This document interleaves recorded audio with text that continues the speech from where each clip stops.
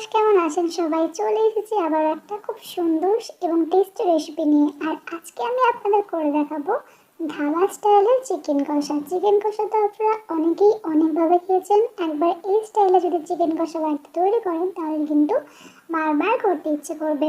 তো প্রথমেই আমি স্ক্রিনে দেখিয়ে দিচ্ছি যে এই যে উপকরণগুলো আমি নিয়েছিলাম আজকে রান্নাটা করার জন্য। কিন্তু আমি এখানে 300 গ্রাম মাংস নিয়েছি, আর সেই অনুযায়ী আমি উপকরণগুলো ব্যবহার করব। তো সবার প্রথমে আমি কড়াইয়ে তেল গরম করে এর মধ্যে দিয়ে দিলাম কিছু গোটা গরম মশলা, যেরকম তেজপাতা, একটা দারুচিনি, দুটো লবঙ্গ, দুটো এলাচ। এরপর এর মধ্যে দিয়ে দিচ্ছি আমি দুটো বড় বড় সাইজের পেঁয়াজ এবং দুটো কাঁচা লঙ্কা চেরা। এরপর এগুলোকে ভালো করে তেলের সঙ্গে নাড়াচাড়া করে হালকা লালচে হওয়া পর্যন্ত ভেজে নেব। খুব বেশি লাল লাল করে ভাজার দরকার নেই, একটু বাদামি হয়ে আসলে কিন্তু এর মধ্যে আমি মাংসগুলো দিয়ে দেবো। এখানে আমি আগে থেকে 300 গ্রাম মাংসকে ভালো করে জল দিয়ে ধুয়ে পরিষ্কার করে রেখেছিলাম, সেই মাংসগুলোকে দিয়ে দিলাম। মাংসগুলোকে দেওয়ার পরে এগুলোকে ভালো করে নাড়াচাড়া করে তেলের সঙ্গে মাংসগুলোকে মিশিয়ে নিতে হবে। যত ভালো করে আপনি সময় নিয়ে মাংসটাকে ভাজা ভাজা করবেন ততই কিন্তু রান্নাটা খেতে ভালো লাগবে। তো এরপর আমি ঢাকনা দিয়ে এটাকে 5 থেকে 6 মিনিট মতো ভাজা ভাজা করে নিয়েছিলাম। যখন দেখবেন যে মাংসটা হালকা ভাজা ভাজা হয়ে গেছে, একদম খুব বেশি লাল লাল করে ভাজার দরকার নেই, একটু জাস্ট লালচে হয়ে আসলে বা একটু ভাজা ভাজা হয়ে গেলেই কিন্তু এর মধ্যে মশলাগুলো আমি অ্যাড করব। তো মশলার মধ্যে আমি দিয়েছি এখানে 1/2 চামচ লবণ, 1/2 চামচ লঙ্কার গুঁড়ো, 1/2 চামচের একটু কম, 1/2 চামচের একটু কম হলুদ গুঁড়ো, 1/2 চামচ ধনে গুঁড়ো, আর দিলাম 2 চামচ আদা রসুন বাটা। এরপর এই সবগুলো মশলাকে ভালো করে নাড়াচাড়া করে মিশিয়ে নিতে হবে।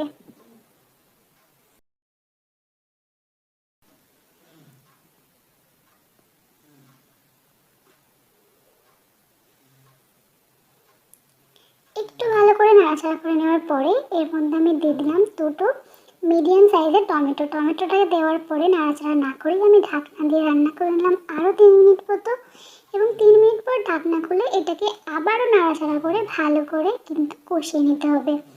মাংস বা যে কোনো তরকারি যত ভালো করে আপনি কষাবেন ততই কিন্তু রান্নার স্বাদটা বেশি বাড়বে।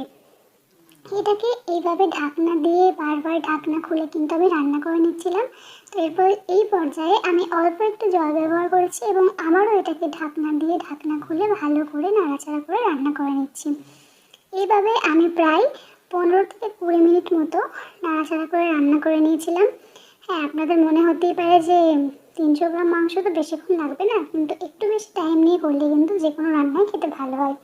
তো এরপর আমি দিয়ে দিলাম 1/2 চামচ মতো মিট মশলা, 1/2 চামচের একটু কম, 1 চা চামচ বলতে পারেন, 1 চা চামচ মিট মশলা, এবং ওপর থেকে দিয়ে দিলাম অল্প একটু ধনিয়া পাতা কুচি।